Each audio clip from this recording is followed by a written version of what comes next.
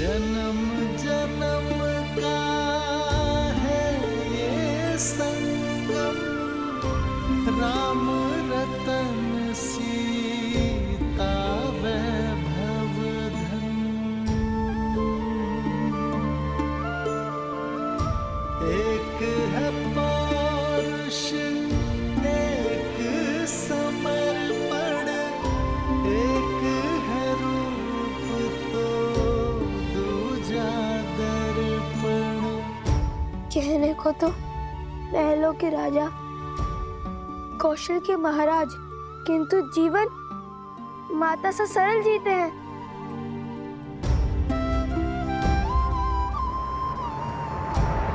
राम सिया राम सिया राम सिया राम, राम सिया राम सिया राम, सिया राम,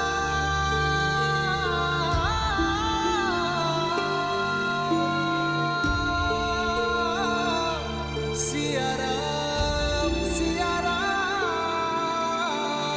सिया राम।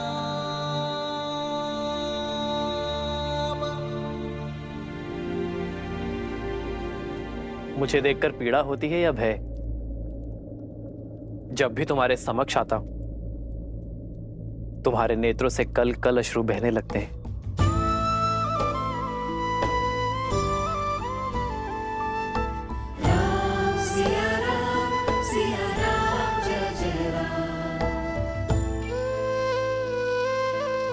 कितनी तुच्छ सोच थी हमारी,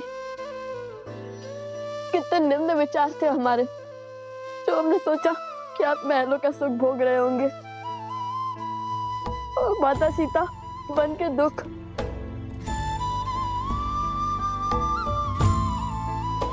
यहाँ आए तो समझ में आया कि एक और आप कौशल राज के महाराज की भांति अपने राज्य को हर संकट से बचा रहे हैं, और दूसरी ओर किंतु एक सन्यासी की भांति सब कुछ त्याग बैठे हैं। ये वनवास केवल माता सीता का नहीं बल्कि प्रभु श्री राम का भी है। राम सिया राम जय जय राम। आज पता चला कि जितनी पीड़ा माता सीता को श्री राम के लिए हुई है, उससे अधिक पीड़ा श्री राम के मन में माता सीता के लिए है। सिया राम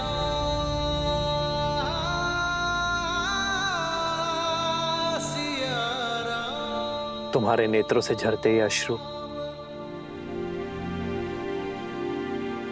तुम्हारी बातों से उठती ये विपदा, ऐसा प्रतीत होता है कि तुम्हारा दुख मेरे दुख से भी विशाल है।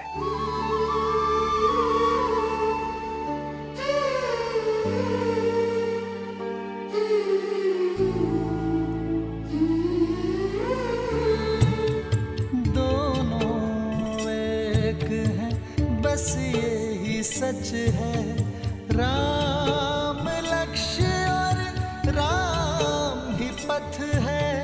विरह की आग में जले सिया राम, एक है तन और एक है प्राण। सिया राम सिया राम सिया राम।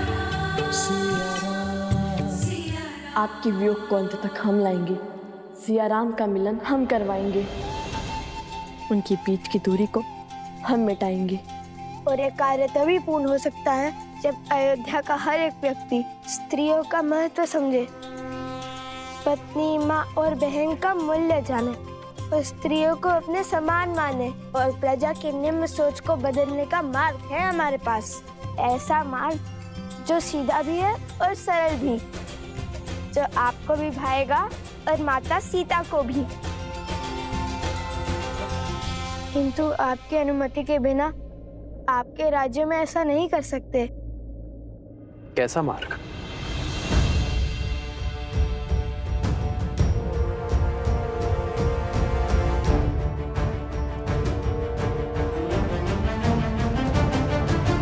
और इसके लिए हमें केवल एक दिन का समय चाहिए। हम वचन देते हैं इस शुभ कार्य में कुछ अशुभ नहीं होगा। आपके पुत्र होने के नाते हमें एक अवसर दे दीजिए।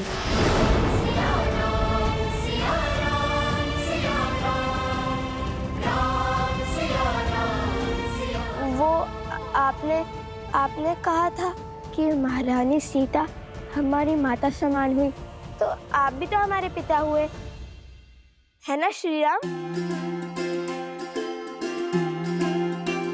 वैसे भी प्रजा के लिए तो राजा पिता समान होते हैं ना। और अब तो हम भी आपकी प्रजा ही हैं, सो आपके पुत्र हैं, और ये पुत्र अपने माता पिता को एक करने के लिए केवल एक दिन मांग रहे हैं।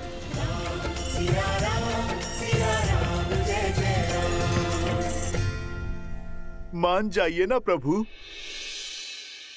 मुझे लव कुश पर पूरा विश्वास है।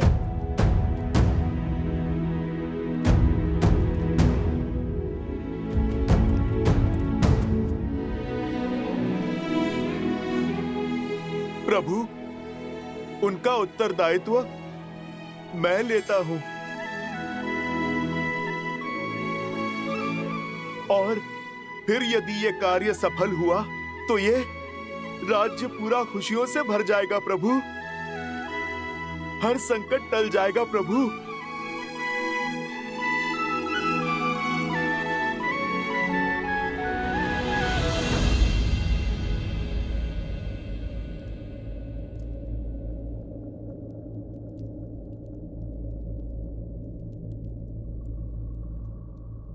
ठीक है हनुमान, उठो। किंतु एक बात स्मरण रखना, चाहे विचार हो या व्यवहार, कुछ भी थोपा नहीं जाना चाहिए। यदि अयोध्यावासी एक दिन में तुम्हारी बात मानेंगे तो तुम्हारे उपाय को और आगे बढ़ाएंगे, अन्यथा ये निर्णय भी पुनः नियति पर छोड़ देंगे। ज्येष्ठ पिताश्री,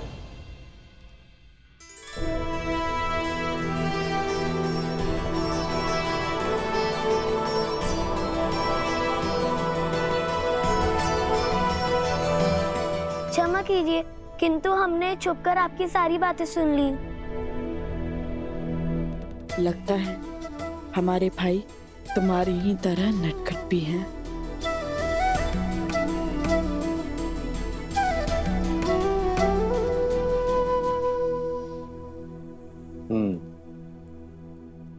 इतना दुस्साहस उचित नहीं है। ये राज नियमों के विरुद्ध है। तुम लोगों से भूल तो हो गई है, अब इसका दंड भी अवश्य मिलेगा। नहीं पितामह, हम ऐसा कभी नहीं करते, किंतु बात बड़ी माता से जुड़ी हुई थी तो हमसे रुका नहीं गया। और फिर लव भैया और कुश भैया के उपाय में तो हमारी रुचि थी ही। भैया? जो आपको पिता मान रहे हैं वो हमारे भैया ही हुए ना। मंगल भवन मंगल हारी, द्रवहु सुदशरथ अजर बिहारी।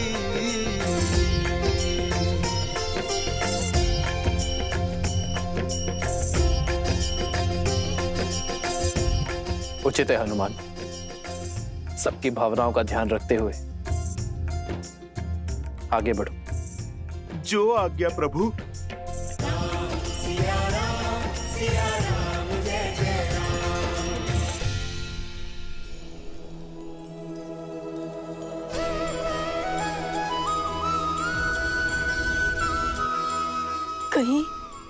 कहीं एक स्वप्न तो नहीं है?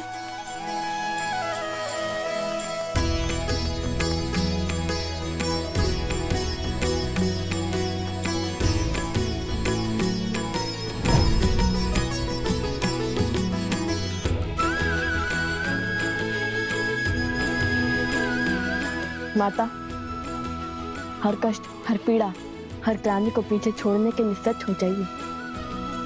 हम आ गए हैं, किंतु एक सहायता की विनती लेकर। कैसी सहायता?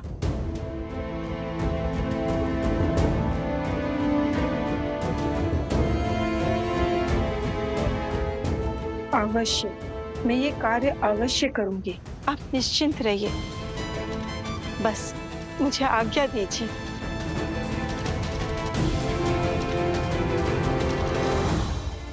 हमें भी कार्य दीजिए भैया।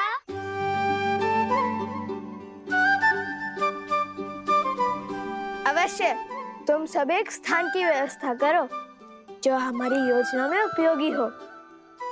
जानते हो ना मैं कैसे स्थान की बात कर रहा हूँ? हम अभी उचित स्थान की व्यवस्था करते हैं।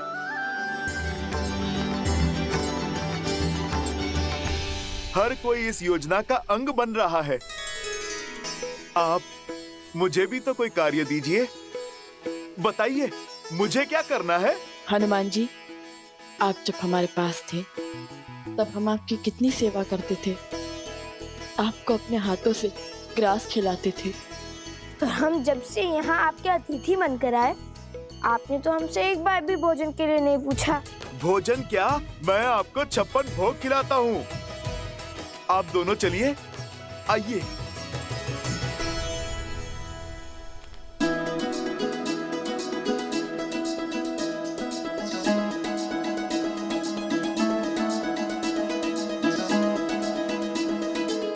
नहीं, बस। एक और लीजिए। नहीं, अब नहीं, और नहीं।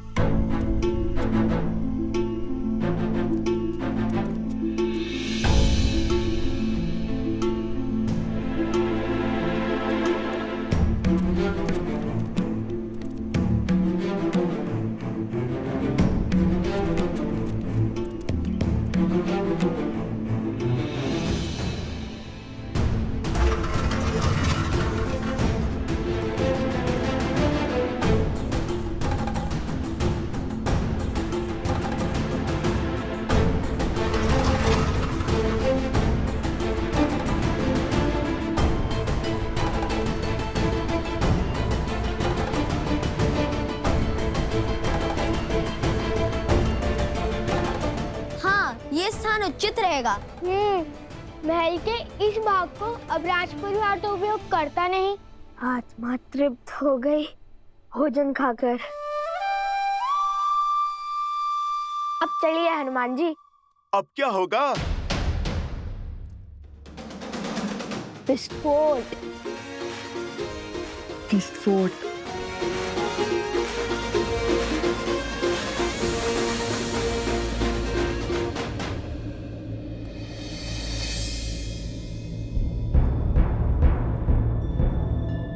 अरे, अयोध्या की सारी स्त्रियां कहीं चली गई हैं। सब की सब खो गई।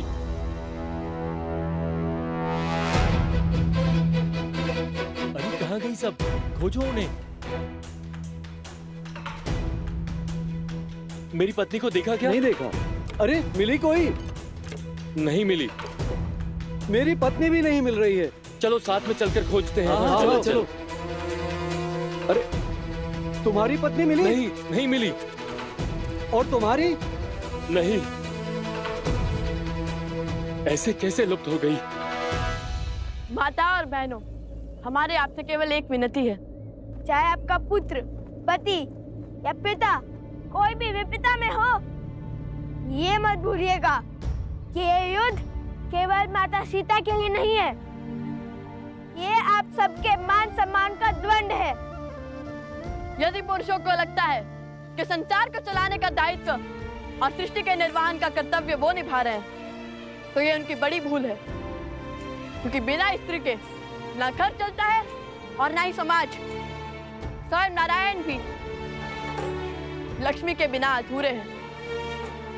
जब तक अयोध्या में राम राज्य की स्थापना नहीं होगी, तब तक श्री राम और माता सीता का वियोग समाप्त नहीं होगा। और जब तक सिया राम एक नहीं होंगे, तब तक रामायण कभी संपूर्ण नहीं होगी। हाँ हाँ, हम आपके साथ हैं। आप जो कहेंगे हम वो करेंगे। हाँ हाँ, हम आपके साथ हैं। हाँ हाँ, हम आपके साथ हैं। चलिए हम सब मिलकर महादेव से इस कार्य के सफल होने की प्रार्थना करते हैं।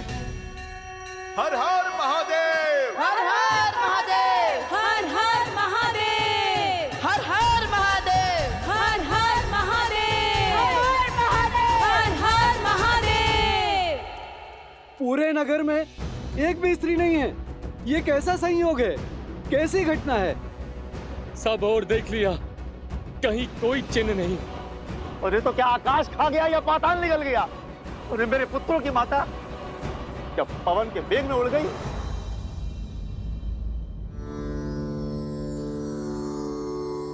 श्री राममं श्री राममं श्री राम। चलो।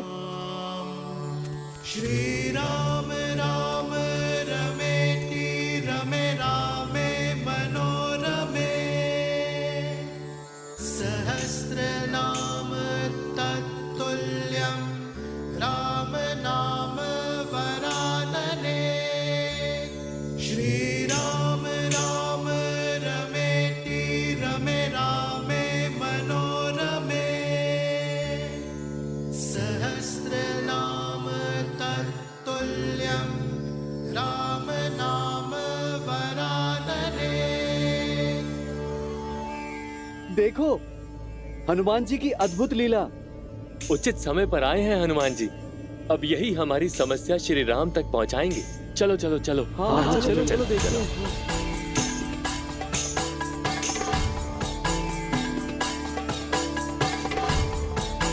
हनुमान जी, हनुमान जी, एक बहुत बड़ी विपदा आन पड़ी है, सहायता कीजिए हनुमान जी। इसलिए आपका ध्यान तोड़ना पड़ा हमें।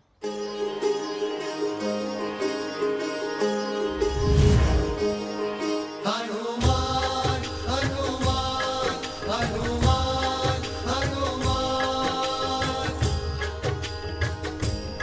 संपूर्ण अयोध्या एक साथ? क्या बात है? संपूर्ण नहीं, आदि अयोध्या हनुमान जी। ध्यान से देखिए, आपके समक्ष केवल पुरुष हैं। सभी स्त्रियां लुप्त हो गई हैं। माताएं, बहनें, बहू, बेटियां कोई नहीं है। कहीं ये किसी आसुरी शक्तियों का किया धरा तो नहीं? जय श्री राम। असुर शक्तियां केवल वो नहीं होती जो आंखों से दिखाई दें। असुर शक्तियां तो मन और मस्तिष्क में होती हैं, जो सोचने और समझने की शक्ति का संहार कर देती हैं। इस असुर शक्ति से विजय तभी प्राप्त की जा सकती है जब मन से द्वेष को मिटाया जाए।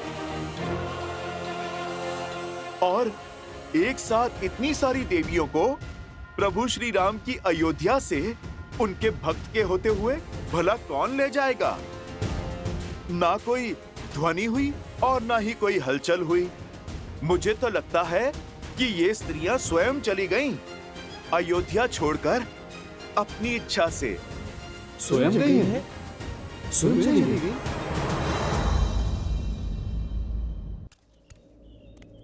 समझ में नहीं आता, न तो इतनी शक्ति है और न इतना साहस, तो फिर कैसे चली गई? जो स्त्री मेरी बिना आज्ञा के चौखट के बाहर एक पग तक नहीं रखती, जो स्त्री हमारे आदेश के बिना जल तक नहीं ग्रहण करती, वो घर संसार छोड़ गई। कैसे? क्यों? हाँ, उचित कहा।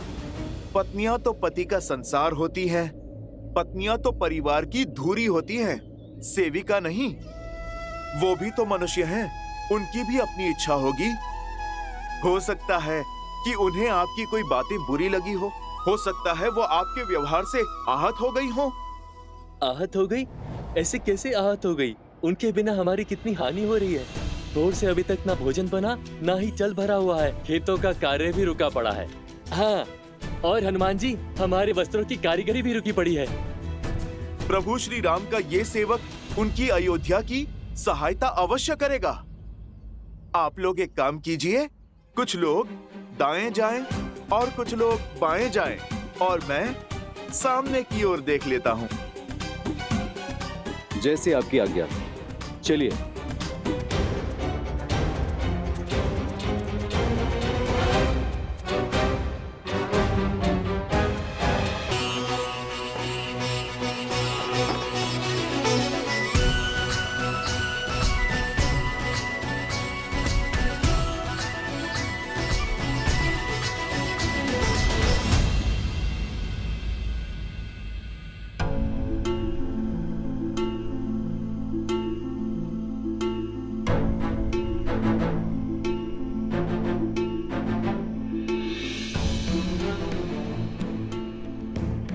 हमारे संतान और पति भूखे होंगे।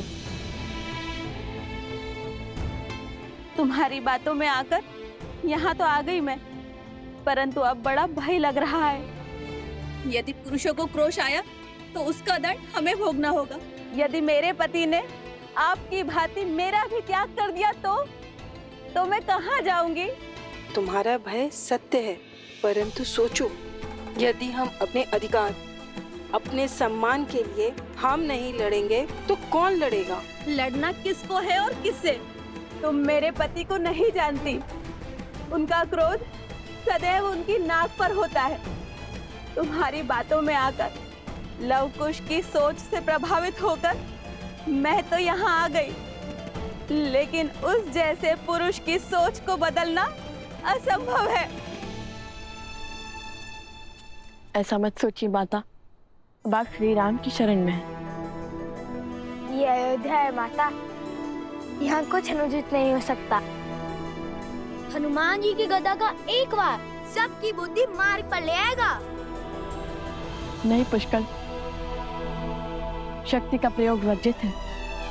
हमने श्री राम को वचन दिया है कि हम पुरुषों की सोच बदलेंगे, उनके मन को बदलेंगे, किंतु शक्ति का प्रयोग करके नहीं, संवेदना से करेंगे। उचित कह रही हो बहन, हमें यहाँ से चलना चाहिए। नहीं नहीं बहन, रुक जाओ, समझने की कोशिश करो।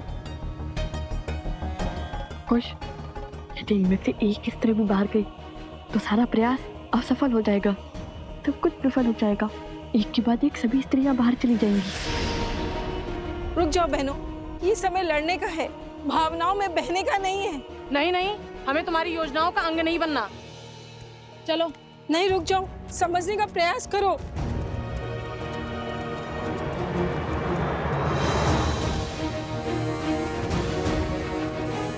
जिनमें एकता नहीं, वो एक दूसरे की क्या संबल बनेंगी? ये समय एकता की शक्ति दिखाने का है, और आप लोग हैं कि यहाँ से एक दूसरे का विश्वास तोड़कर जा रही हैं।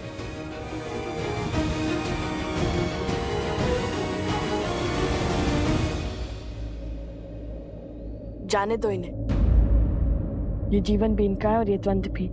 जीने का निर्णय भी इनका है और लड़ने का निर्णय भी। हमें जितना समय श्री राम ने दिया है, वो पुरुषों की सोच बदलने में दिया है, और हम उसे पुरुषों की सोच बदलने में लगाएंगे, ना कि इन पर अपनी सोच को थोपने में। यदि हम ही इन्हें स्वतंत्र नहीं छोड़ेंगे तो उनमें और हम में अंतर क्या रह जाएगा?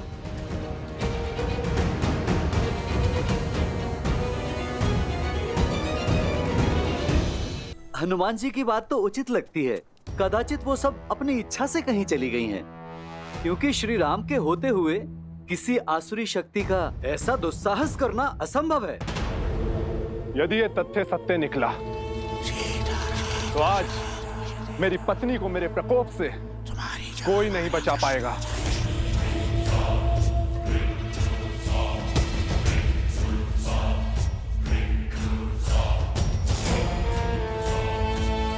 उन स्त्रियों को उनका उचित स्थान दिखाना आवश्यक है। उचित कहा आपने।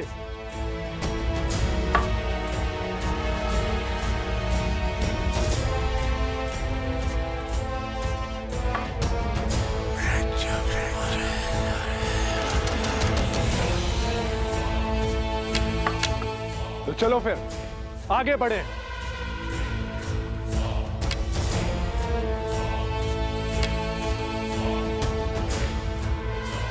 अब दूसरी टुकड़ी को भड़काने की बारी है।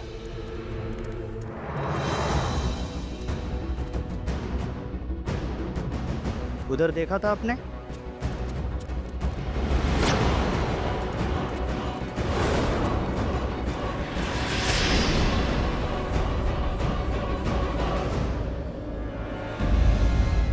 सुशीला, कमला, गीता,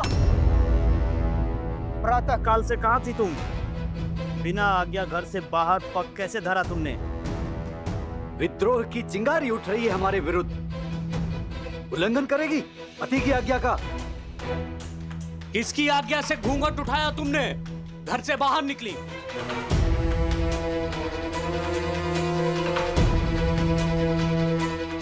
इनको इनके विरोध का दंड देते हैं, पति के आज्ञा का उल्लंघन करने का फल देते हैं। बहुत बड़ी भूल हो गई। हे ईश्वर, रक्षा करना। आज तो ईश्वर भी नहीं बचा पाएगा तुम्हें।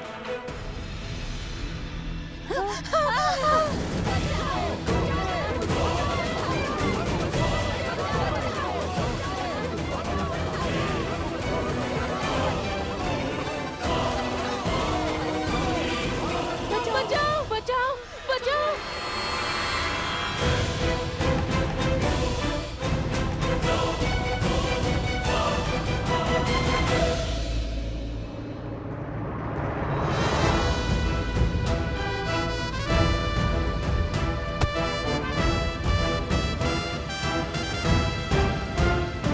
शांत हो जाओ, शांत हो जाओ, शांत हो जाओ।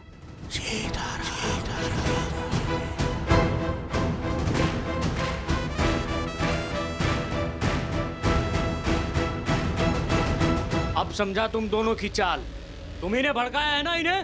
हाँ, हमें पूरा श्रेय मत दीजिए, क्योंकि भले ही योजना हमारी थी, किंतु निर्णय आपकी पत्नियों का था। और आपकी पत्नियां बुद्धिहीन नहीं है, उन्होंने सोच समझकर विचार कर कर हमारा साथ दिया है। तुम हमारी पत्नियों को पथभ्रष्ट कर रहे हो। इस दुस्साहस का दंड अवश्य मिलेगा तुम्हें। ऋषि कुमार का कथन अनुचित नहीं है। हमारी स्त्रियां भी सम्मान के अधिकारी हैं। हमें तुम्हारा ज्ञान नहीं चाहिए। तुम सब अपनी पत्नियों को अधिक ही स्वतंत्रता दे रखे हो।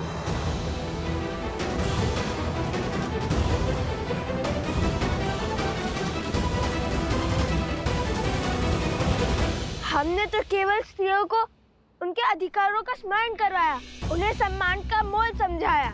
अब आप ही बताइए, हमने क्या अनुचित किया? क्या कभी आपने हमें मानव समझा? कभी खेत में काम करने वाली एक सेविका समझा, कभी वस्त्र धोने वाली सेविका, तो कभी भोजन बनाने वाली सेविका, तो कभी बच्चे पालने वाली सेविका। फिर भी हम स्त्रियों ने हमेशा आपको प्यार दिया, आपके घर को संवारा।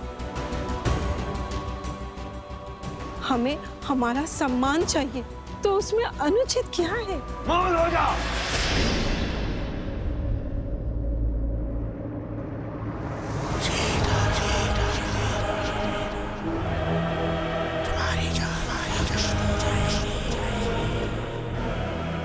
अब आएगा आनंद। उस रात्रि कहानी बनाकर तू किसी नाविक के साथ रुक गई थी, और आज ये सॉन्ग रचकर तुम मेरा अपमान कर रही हो। जो स्वयं अपने सम्मान के लिए तरस रही है, वो दूसरे का क्या अपमान करेगी? आपके क्षण भर के आवेश ने महारानी सीता से उसका संसार छीन लिया, उन्हें वनवास जाने के लिए विवश कर दिया।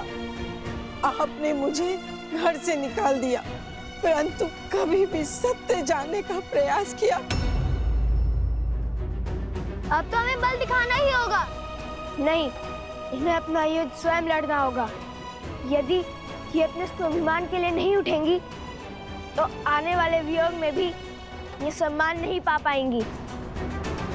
इस युद्ध की परिधि ये नारियां स्वयं निश्चित करेंगी।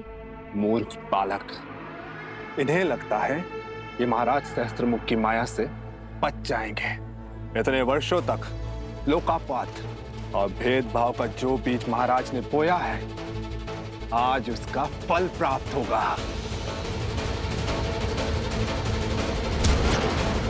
तो साहस की हर सीमा पार हो गई है आज। मुझे इस उद्दंड का दंड अवश्य मिलेगा। चल।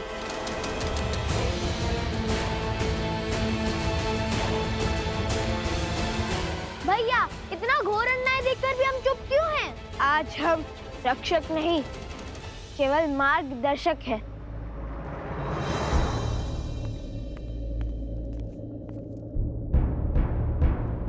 महाराज, नगर द्वंद्व का दंश झेल रहा है। स्त्रियों और पुरुषों में घोर तनाव है। पुरुष स्त्रियों के हर तर्क को निरर्थक मान रहे हैं।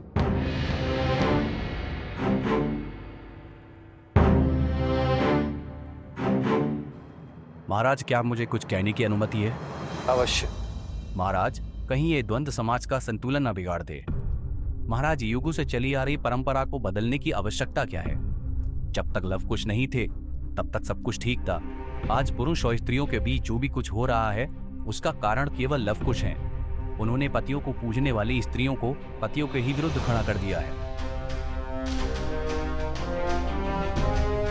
महाराज, हमारे समाज में पतियों को परमेश्वर का स्थान दिया जाता है। महाराज, यदि हम आज इस प्रथा को बदलते हैं तो इसका दुष्प्रभाव समाज पर अवश्य पड़ेगा। हम इनसे सहमत हैं महाराज। स्त्रियों को पुरुषों का सम्मान करना चाहिए, उन्हें पूजना चाहिए। प्रतीत होता है स्त्रियों के साथ साथ सभा का सम्मान करना भी भूल गए हैं आप सभी।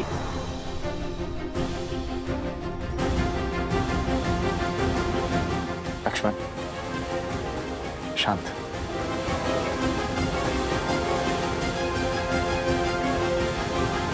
जो प्रथा समाज का ज्ञान बढ़ाए, जनजीवन को सफल बनाए, वही प्रथा समाज के लिए उत्तम और उचित है। और जो प्रथा समाज के आधे अंक, परिवार की धुरी, नारी का अहित करे, उसे दुख पहुंचाए,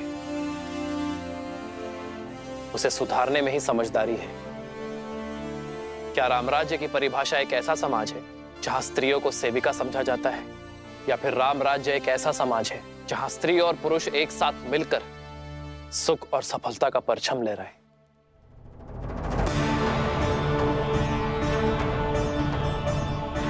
एक स्त्री को दासी समझना हमारी संस्कृति का अपमान है। क्या हम भूल गए हैं कि जब हम जन्म लेते हैं तो सर्वप्रथम एक स्त्री ही हमें स्नेह देती है।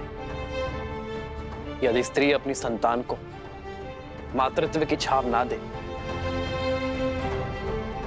उसे अपने दुग्ध से पोषित ना करे, तो संसार का कोई भी पुरुष जीवित नहीं रह पाएगा। मैंने लवकुश का साथ इसलिए दिया है क्योंकि उनकी सोच में समझ और सुधार है।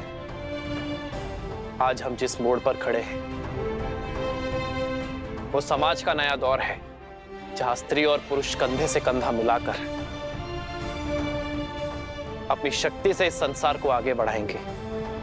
मुझे उन दोनों पर पूरा विश्वास है और मैंने उन्हें जितना समय देने का वचन दिया है उतना समय उन्हें अवश्य मिलेगा।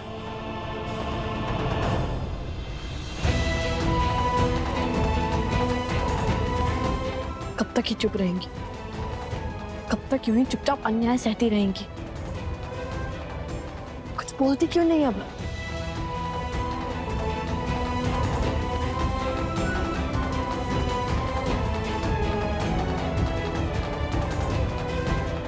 और अधर्म और क्रूरता। हे नारायण, रक्षा कीजिए।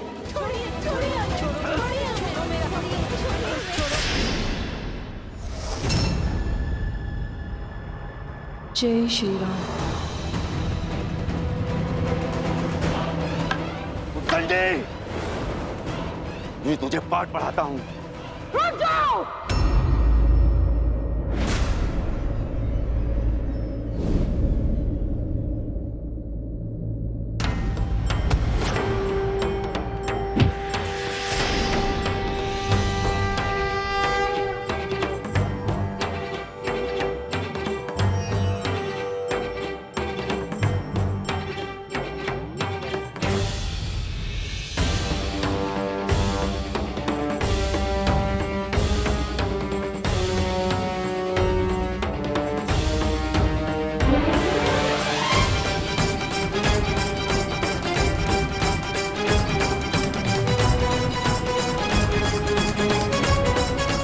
महाराज, घोर असंभव संभव हो गया महाराज।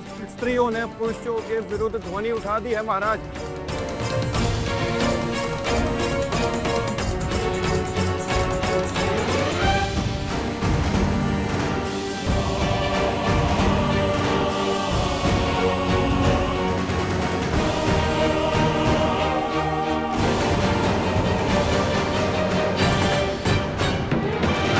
हमने अपमान के अनंत घुट पिए हैं। अन्न की चांस है, क्योंकि मुझे मेरी माँ ने सीख दी थी कि पति परमेश्वर है, किंतु आज मुझसे निकलकर मेरी बहू पर आई तब मैं सह नहीं पाई हूँ।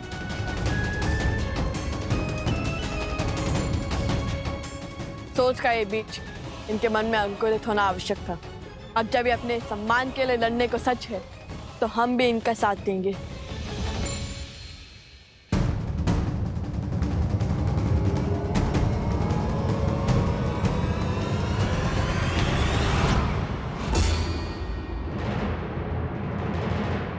सावधान! अब तक हम चुप थे, क्योंकि ये स्त्रियां चुप थी, किंतु अब जब ये अपने मान सम्मान को लड़ने के लिए सच हैं, तो हम भी सच हैं। अब कोई भी इन पर हाथ उठाने का दुस्साहस नहीं करेगा। हम भगवान वाल्मीकि के शिष्य प्रभु श्री राम और देवी सीता के भक्त, हमारे होते हुए कोई भी इन स्त्रियों पर अत्याचार नहीं करेगा।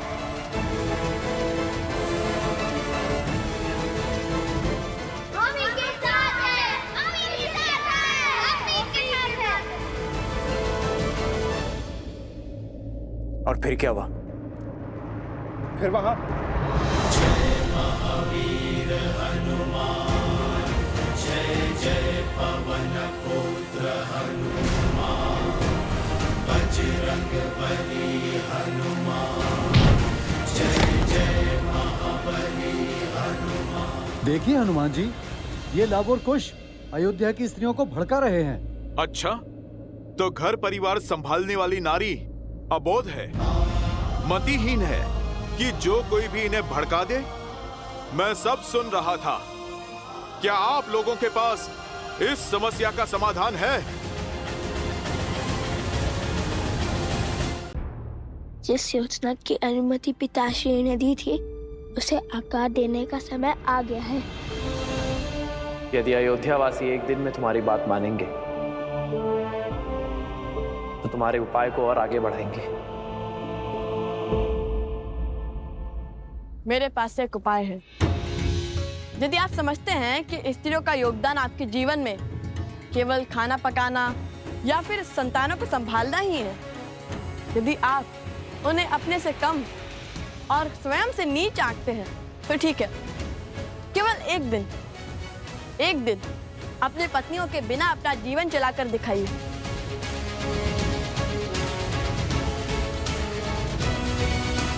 ये सूर्य का पहला पहर है। सूर्यास्त में केवल 4 पहर शेष है। तब तक पता चल ही जाएगा कि स्त्रियां आपके सम्मान के अधिकारी है या नहीं।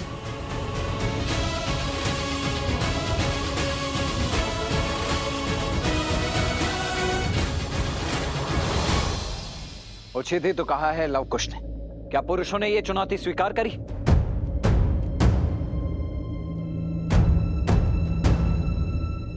ये चुनौती स्वीकार है आप सबको?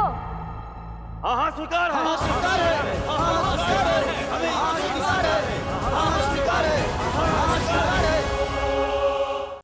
महाराज, इतनी विकट स्थिति में भी आप मुस्कुरा रहे हैं। कदाचित आप इस शर्त का तर्क नहीं समझ रहे हैं। पुरुष स्वभाव से बहुत हठी होते हैं। जब बात उनके अहम पर आ जाए तो शाम दाम दंड भेद कुछ भी अपना कर अपना पलड़ा भारी करने की ही सोचते हैं। मान लीजिए कल उन्होंने अपनी पत्नियों का परित्याग कर दिया, तो इतनी सारी स्त्रियों की पीड़ा और परित्याग का कलंक अयोध्या के माथे ही लग जाएगा।